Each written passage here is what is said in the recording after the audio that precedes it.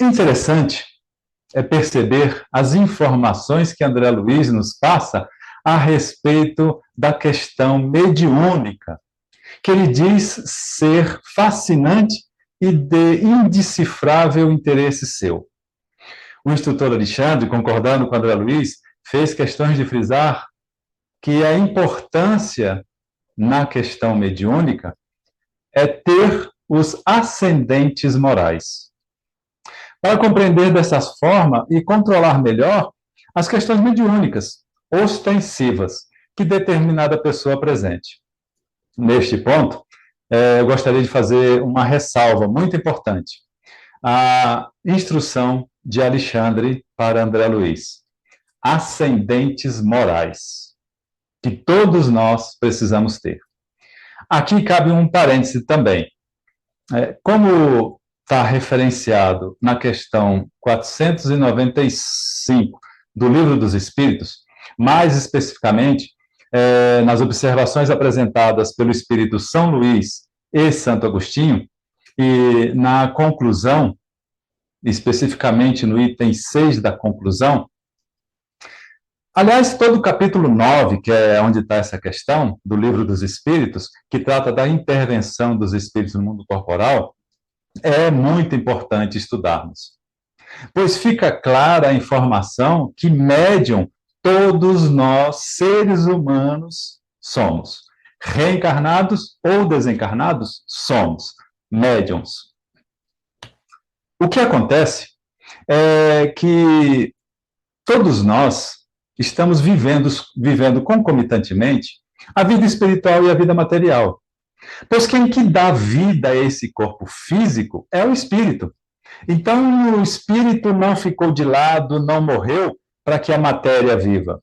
Não, o espírito dá vida à matéria, dá vida a esse corpo físico. O espírito é eterno, ele não morre ou não fica de lado, ele está dando vida em cada célula desse corpo físico. Então, nós vivemos reencarnados tanto a vida espiritual quanto a vida material, concomitantemente, juntos. Apenas quando ocorrer o fenômeno da morte, deixaremos o corpo físico de lado, que voltará à natureza deste planeta, e continuaremos a viver a vida espiritual, a vida do espírito, que não parará, nunca será cessada. Ela apenas continuará do mesmo ponto que éramos, intelectualmente, moralmente, do quando ocorreu o fenômeno da morte. É uma continuidade, é uma vida contínua a vida do espírito, apenas revestido com o corpo físico ou não, na erraticidade. Então, nós estamos vivendo essas vidas, né, espiritual e material ao mesmo tempo. E como está lá nesse capítulo 9, aliás, também na questão 459 em diante, do Livro dos Espíritos, onde Kardec pergunta até que ponto os espíritos influenciam nossas vidas, e os espíritos respondem: somos nós que governamos as suas vidas, ao ponto de sermos nós os que mais os influenciamos nos seus decorrentes do dia a dia. Ou seja, através dos nossos pensamentos, das nossas intuições, dos nossos sentimentos, das nossas palavras, constantemente estamos sendo assediados, estamos sofrendo a influência do plano espiritual. Então, médiums, todos nós somos, porque estamos vivendo as duas vidas, reencarnados, e o espírito dando vida à vida encarnada, reencarnada. Então, nós temos a influência do plano espiritual. O nosso livre-arbítrio, a nossa vontade, os nossos desejos, os nossos sentimentos definem que influências estamos recebendo. Então, nós estamos em constante contato com a vida espiritual, né? Seja através dos pensamentos, palavras e ações, dos nossos pensamentos, palavras e ações. E refletimos a ação do plano espiritual que nós escolhemos viver, seja um plano espiritual elevado ou um plano espiritual inferior, refletimos no nosso dia a dia enquanto encarnados. Só isso. Nós somos todos médiuns. O que acontece é que muitos de nós, reencarnados, apresentam faculdade biológica, uma faculdade biológica específica para comunicar melhor, sentir melhor, ver melhor, ouvir melhor, escrever melhor, pintar melhor, tocar em algum instrumento melhor, mediunicamente, do que enquanto encarnado, somente encarnado. Então, a faculdade biológica é de a comunicação ser mais fácil, mais intensa, no plano do plano espiritual para o material e do material para o espiritual.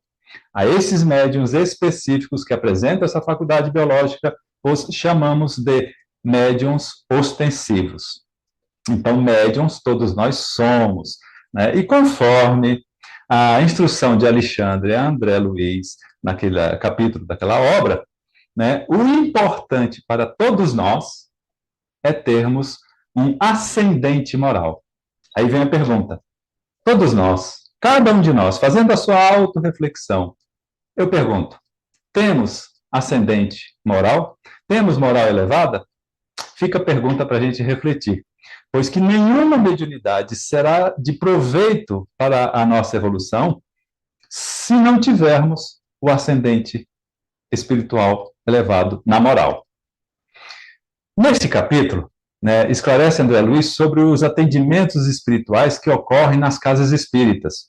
Então, ele adentra uma casa espírita e vai ver uma doutrinária. Ele diz que na doutrinária tem poucas pessoas, mas que no plano espiritual existem centenas de espíritos participando e assistindo da doutrinária. E ele nos orienta como nos comportar perante aquela doutrinária, né?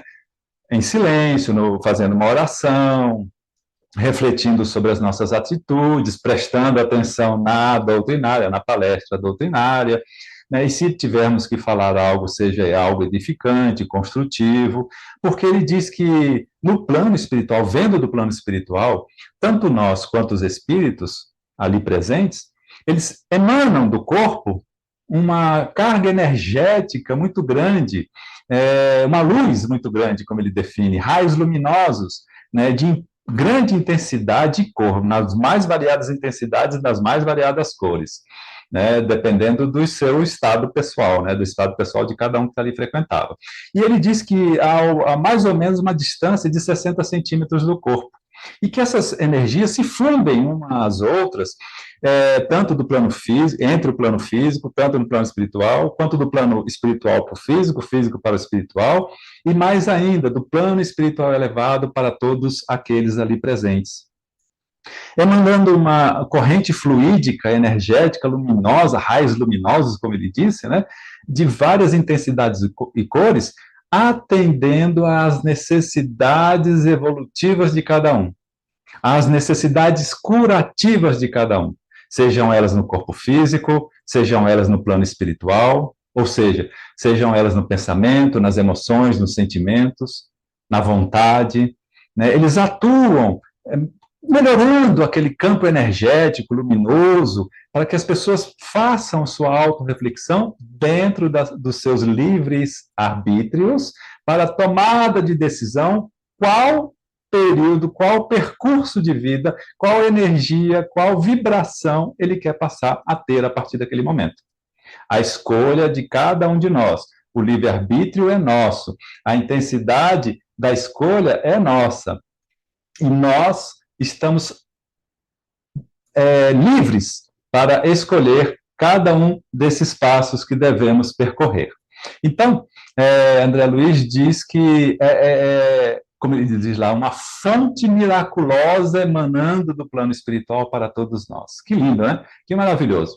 E ele, dali, Alexandre o leva para uma sessão mediúnica, onde algumas pessoas se reúnem, né? Vários médiuns, ele disse em torno de umas 20 pessoas, e na mesa, algumas outras pessoas, um grupo menor, se reunindo para uma reunião mediúnica. Mas Alexandre chama muito a atenção dele para prestar atenção aos campos energéticos de cada um ali. Ele disse que no plano espiritual existe uma pleiade de espíritos que agendaram aquele momento, aquela data, para se manifestarem, né, na esperança de transmitirem alguma mensagem ali. Então, eles esperam que todos os médiuns estejam aptos para se manifestar, para eles poderem se manifestar. Mas André Luiz relata que, e juntamente com Alexandre, fazendo as observações que Alexandre solicitou, que apenas 6 médiums dos 10, 15 que estavam ali, 20 presentes ali, estão aptos, aparentemente aptos a apresentar as comunicações, né? Servir de meio comunicante do plano espiritual para o plano material. E Alexandre chama a atenção para André Luiz que de um aspecto melhor ainda. Ele abre o campo de visão de André Luiz e coloca para André Luiz: perceba esses 6 aptos, né, que aparentemente são os aptos, 6 comunicantes prováveis, de qual deles estaria melhor o campo, né, o interesse estaria mais voltado para essa mediunidade. Aí observa-se que apenas um daqueles 6 estaria realmente apto para apresentar as comunicações. Aí Alexandre faz uma alegoria, dizendo que os médiuns, aqueles interessados em serem médiuns, eles são como lagos, né? Lagos calmos, serenos, que refletem a natureza, o céu em volta desse lago, porque o lago está com a água parada. Porém, apenas um está nessa situação de paz, de água límpida, de água serena, parada, para refletir claramente as impressões do céu e da natureza. Os outros 5, ele faz uma alusão a atacar uma pedra nesse lago e esse lago criar inúmeras ondas, ou seja, a imagem fica deturpada perante o plano físico ali, de olhar para o lago, fica deturpado a imagem do céu e da natureza em volta.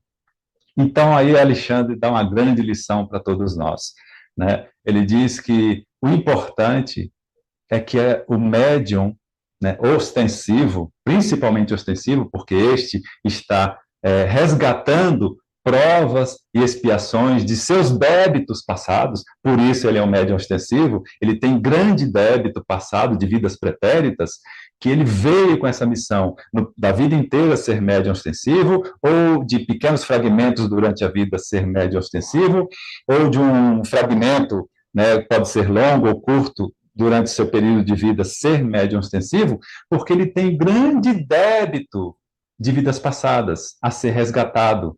Então, ele vem como prova ou como expiação, mas ele vem como médium ostensivo porque o débito dele é maior do que os outros, do que os demais, para resgatar os males feitos em vidas passadas. E esclarece que, preliminarmente, né, o médium que se predispõe, que deseja participar de um evento, de uma uma reunião mediúnica, ele precisa ter o seu ascendente moral elevado. Precisa, né? E Alexandre ainda diz que não é só o ascendente moral.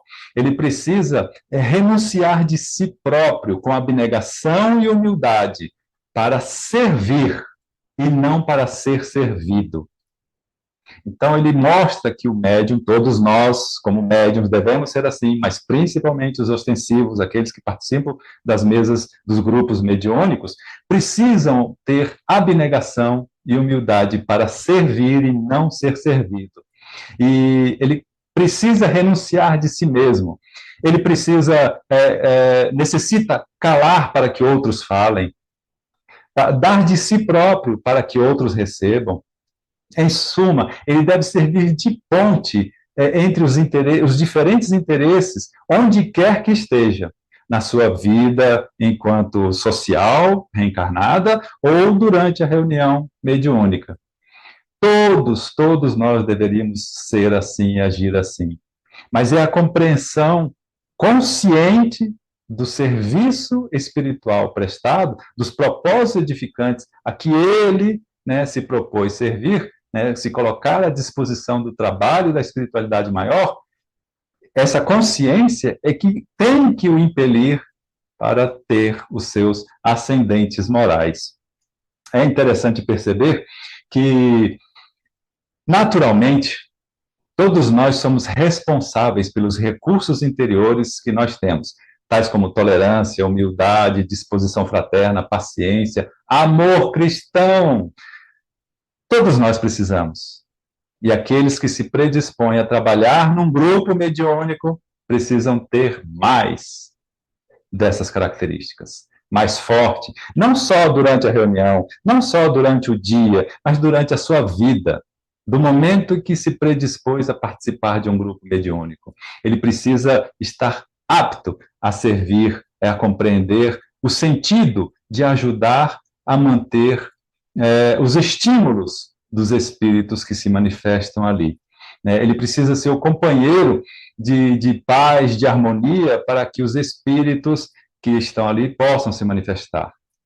Lembremos que naquela reunião, dos 15, 20 ali presentes, 6 estavam mais ou menos e somente um apresentava essa característica. Na sua vida, não só preparo físico, alimentação adequada, postura adequada durante o dia, mas principalmente o seu elevado valor ético durante o dia, de falar coisas boas, pensar coisas boas, expressar coisas boas, sentir bons emoções, bons sentimentos, boas expressões, servir de ponte harmoniosa entre as pessoas durante aquele dia, durante aquela semana, durante aquele mês.